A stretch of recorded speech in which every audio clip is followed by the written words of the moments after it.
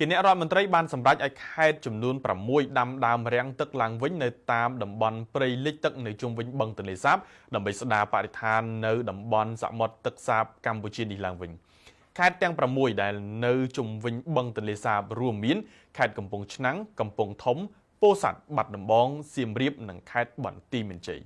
នៅក្នុងសេចក្តីសម្រេចកាលពីថ្ងៃទី25ខែមេសាដែលផ្ដល់ជូនក្រសួងធនធានទឹកនិងឧតុនិយមអាជ្ញាធរខេត្តនៅជុំវិញបឹងទន្លេសាបព្រមទាំងសហគមន៍នៅតាមតំបន់ទាំងនោះនឹងចុះហត្ថលេខាដោយឯកឧត្តមជ្រាសុចិន្តារដ្ឋលេខាធិការទីស្តីការគណៈរដ្ឋមន្ត្រីតំណាងឲ្យរដ្ឋមន្ត្រីទទួលបន្ទុកទីស្តីការគណៈរដ្ឋមន្ត្រីបានបញ្ជាក់ថារដ្ឋាភិបាលក៏បានអនុញ្ញាតឲ្យអាជ្ញាធរខេត្តនៅតាមតំបន់បឹងទន្លេសាបស្ដារឡើងវិញនៅព្រៃលិចទឹកដែលទទួលរងការទន្ទ្រាននិងការសឹករិចរិល